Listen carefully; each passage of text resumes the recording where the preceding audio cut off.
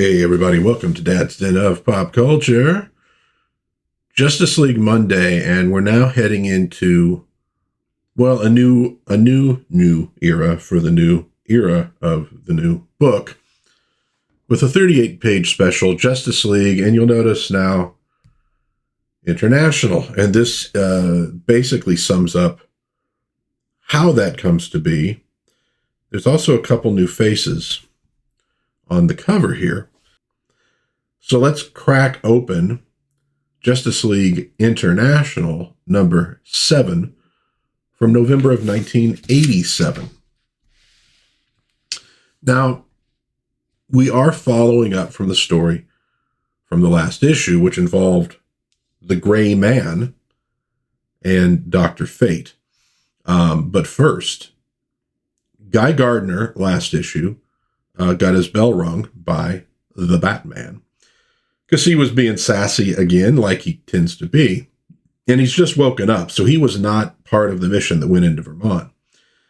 So he wakes up, he's very disgruntled, and looking for his ring that he took off so he could, fight Batman fair.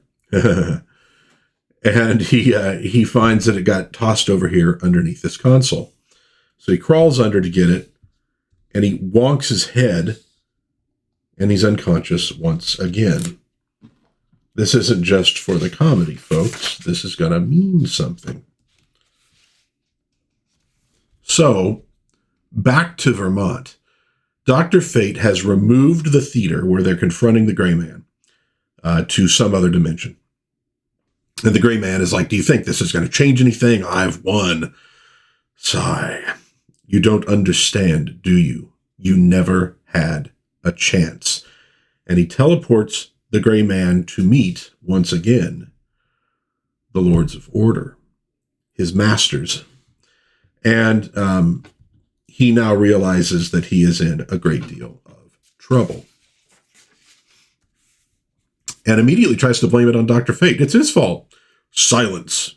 Yes, of course, whatever you say. You have failed us, abused the precious gift we have bestowed upon you. Now that takes the Gray Man back. He thought this was a punishment, not a gift. And in fact, well, the Lords of Order are very alien beings to humans.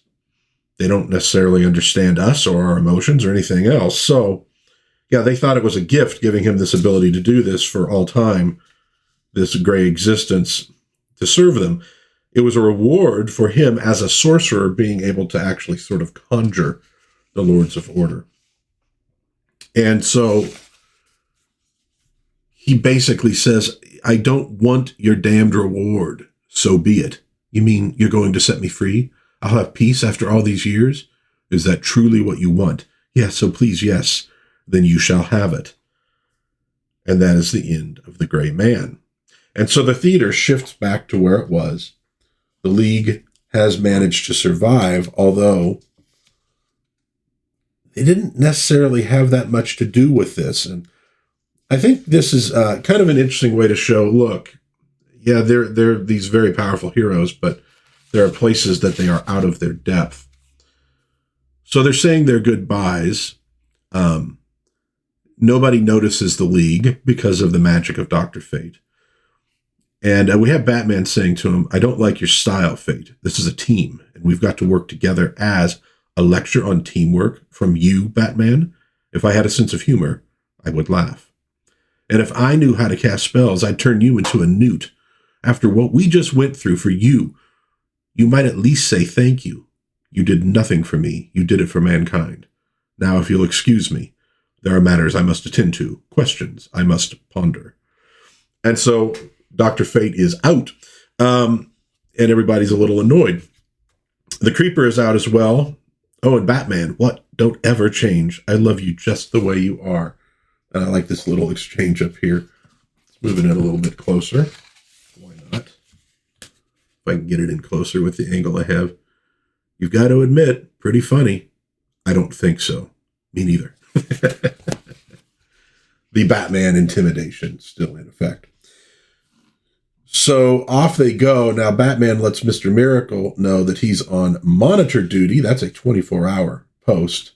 which seems a little excessive. But he's like, monitor duty?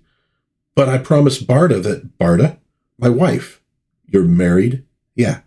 In our line of work, that's not exactly a wise move. Your wife could probably take out the Joker with one hand. That's true. And, there's a lot of readers of this comic who probably, at the time, I might have been one of them. Actually, though, I think when I got these, I had already gotten that Action Comics that was like a team up between Superman and Big Barda. I might have known who she was. A lot of folks probably didn't. You're going to learn who she is over the course of this comic, and in a fun way. So back to the United Nations, Martian Manhunter is meeting with Max. Now, at this point, he's still unaware of where the rest of the League is. Captain Marvel is recovering from injuries. He's not in a good mood. And this is where they're introducing him to this concept, Max is anyways, of them getting a UN charter to make them sort of official. And Oberon, the sidekick, if you will, of Mr. Miracle, is in on it. He thinks it's a good idea as well. Here we have Mr. Miracle explaining to his wife, Big Barda, in the bunny slippers, nice, what's going on, But Batman said, Batman, from what you've told me, that jerk makes Granny Goodness look like a saint. I don't understand why you had to join the Justice League in the first place. Were you that bored with, but we discussed it thoroughly before. We didn't discuss anything. You and Oberon discussed it, then announced it over dinner. By the way, hun, you haven't seen Oberon lately, have you? No, and if I do. So you get an idea of Big Barda. Now, Big Barda is like from Apocalypse. She was one of the female Furies. She has completely rad armor, and everybody loves her because she's like, you know what? She's the original Xena warrior princess, only way stronger. So we will be meeting her more. But I like what they're doing with sort of Mr. Miracle and Big Barda trying to do the suburban living thing, given that they're both superheroes. Meanwhile, Hal Jordan, the Green Lantern, is swooping in for a visit. Now he has become aware that this United Nations thing is happening. And he's like, okay, Guy Gardner, I need to talk with him. If they're going to become an official like part of the United Nations, he's really got to step his game up. He's got to cut the crap. And while he's coming in, and of course Mr. Miracle's monitoring this, we see Guy Gardner a little bit wobbly coming in from behind. Back to the meeting between Max and the Martian Manhunter. And the important thing here we see them in this frame talking. And here somebody's watching them talking on a monitor, and it's flipping back and forth. And so he's like, how can you be so sure that this is going to work? I've got connections. And we see this, looks like an electronic voice. Excellent. All right, so somebody's pulling Max's strings. Who might it be? We flip now to the White House and President Reagan talking with Superman. And they do make a little crack about Reagan's memory problems. I don't think everybody was aware at the time for sure that he was having memory issues. So not necessarily something you want to joke about. Not something the guy could help, but it doesn't go too far down that road. And so he's saying, yeah, I think this is a good idea. I think that, the United Nations thing with the Justice League should happen. Reagan's a little bit worried about long-term ramifications. We flip now to Captain Marvel. Coming back to headquarters, he has recovered from his injuries rather quickly. I mean, he is a superhero. Why not? Gets to meet the original, at least for this time period, the original Green Lantern, Hal Jordan. And they're talking about Guy. Guy's gone through some changes somehow, and they're a little worried about it. As he says, how did Guy take your little lecture? That's just it. He took it very well. incredibly well, amazingly well. In fact, he thanked me for dropping by. Thanked you? Are we talking about the same guy, Gardner? Best we can figure is that he got a bad bump on the head, and, well, I think you'd better see this for yourself. And here he is, reading Cosmopolitan and singing You Light Up My Life. Very different from the usual uber masculine Guy Gardner. Spooky, isn't it? Okay, so this is going to run in the comic book for quite some time. We have a little bit here with Jack Ryder talking to the Colonel Ruman Harjavti, ruler of Bialya, who apparently only knows one sentence of English. It is being my pleasure here to be, Mr. Ryder. So he's trying to, again, spread hatred for the Justice League with this guy who had an encounter with them. It's not working that well because he doesn't speak any English, and apparently there wasn't a translator there.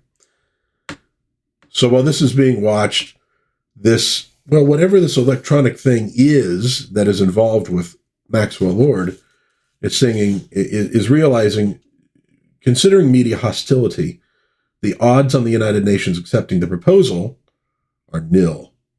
Recommendation: change the odds. So our heroes are kind of puppets on a string. So this satellite sends out this red beam, which starts boiling oceans, and it's basically going to, as they're monitoring it, it's going to, hit population centers. It's going to potentially hit nuclear sites. So pretty darn dangerous.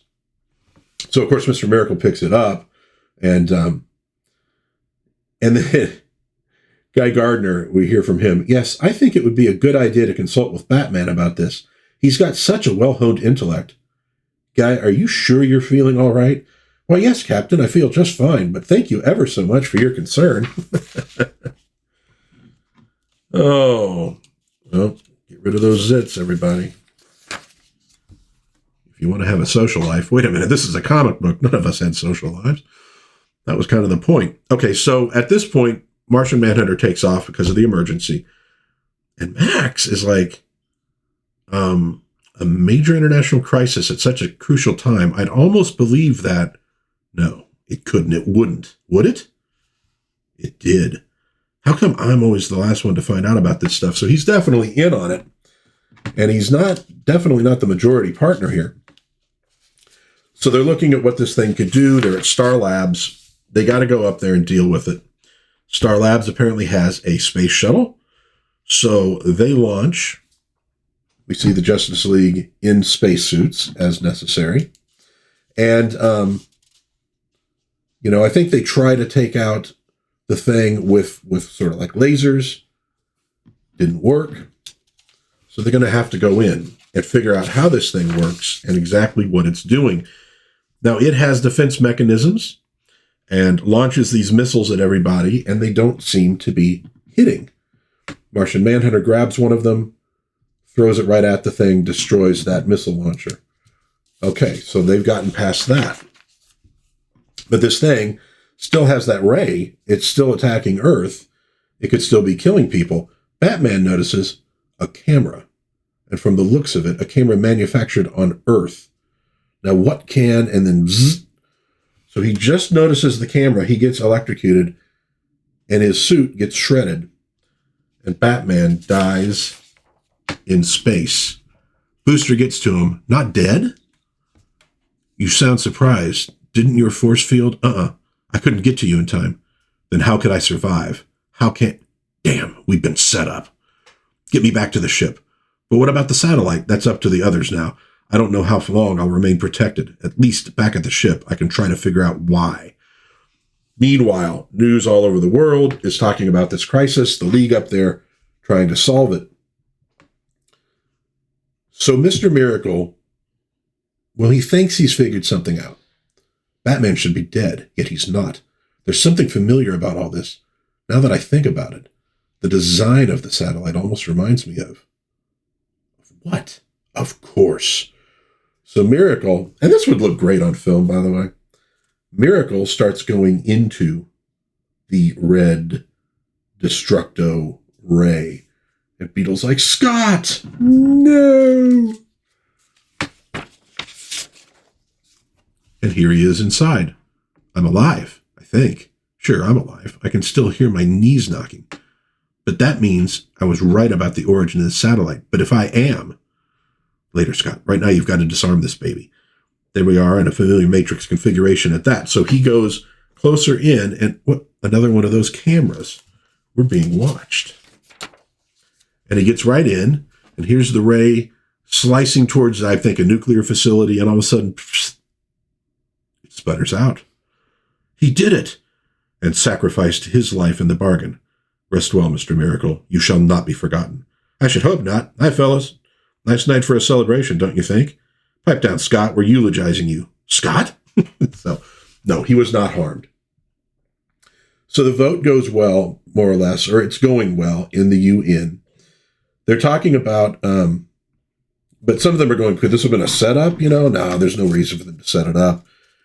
And they're going to be adding a couple members to the team to keep track of things. One from the U.S., Captain Atom. One from the Soviet Union, Rocket Red number, I think that says 1. Could be 7, though. It's an old-fashioned digital-looking display. So it looks like it's going to happen. They're going to become international, and here they all are at the United Nations for the big ceremony, and they're going to find out a couple things here. One of them is that, well, number one, somebody's behind all this, and they want to figure out who. So they have a mystery to solve. And you notice here, I guess this is where they're kind of making their final decisions. Superman shows up to push it over the line. And so a couple things. Number one, Batman is like, look, he's not real happy. We're having to accept 2 members we don't want. Members you don't want. Pardon? Stop speaking for the League, Batman. I like the idea. I think most of us like it. If you want to be paranoid, go ahead, but leave the rest of us out of it. So Batman's kind of getting sassed a little bit there by the Black Canary, and he's not necessarily used to that. So he's not real happy about what's happening, but he's going to basically say, look, he goes, Dr. Fate's called. He's not going to be a regular member. So Dr. Fate's kind of out. Captain Marvel announces he's not going to be in either. He's not ready for this. So those 2 members out, Captain Atom and Rocket Red, are going to replace them, essentially. But one more thing. If we're going global, I can't remain in the top spot. What? Why not? Too high a profile. You should know by now that I prefer the shadows. Just as I know that the one person really qualified to command in an international league is the only one of us who really sees this planet as a unified whole. And that's you, John. Me, you. So, 2 members out, 2 new members in. Batman is not going to be the leader. The leader is going to be the Martian Manhunter. And that's going to remain for a long, long time in the league. And the stress will eventually drive him to an addiction. We'll deal with that addiction when it comes. But there we have it. The Justice League International. Keith Giffen, plot and breakdowns. J.M. DeMatteis, script. Kevin Maguire, pencils. Al Gordon, inks. Bob Lappin, letters. Gene D'Angelo, colors. Andy Helfer, editor. So, we have finally, Millennium is coming. Yeah, the big crossovers. I wasn't generally that big into them, but okay. But we have finally gotten there. Now, this is obviously what was intended from the start, since right from the start we had Maxwell Lord pushing it this direction. The Justice League has become the Justice League International, and that's the name most of us knew this by and still refer to it by, even though the name changed a bit here and there in the comics. So we've made it. We got the Justice League International, the new lineup. We're going to see what they're up to next issue, which happens to be the first issue of this book that I ever bought. Remember seeing it in a 7-Eleven on the little shelves they had, and very intriguing because, the intriguing thing about this comic was that while we had a lot of stuff going on, like, this is the era of Dark Knight Returns, the era of the Killing Joke. This thing was an action comedy. And I was brand new to comic books, so I got the action stuff. But I didn't see the comedy yet. I didn't know they could quite do that, and made the book a lot more intriguing to me. And it became a pickup for me every month when I could find it. Initially, I had to get all my comics at 7-Eleven. They weren't always consistent, but eventually, actually just a few doors down from the 7-Eleven, Asgard Comics opened up, and I was able to, when I had the money, I was able to get stuff on a more regular basis. So let me know in the comments what you think of Justice League International number 7 of the International League. Any thoughts on Atom and Rocket Red joining? Let me know in the comments. I'd love to hear from you. If you enjoyed this video, please like, subscribe, share with a friend. If you do subscribe, hit that little notification bell so you know when my goofy little videos come out. But in the meantime, God bless everybody. Please be kind to one another. Have a little bit of fun out there. And I will hopefully see you again soon in Dad's Den of Pop Culture. Bye-bye.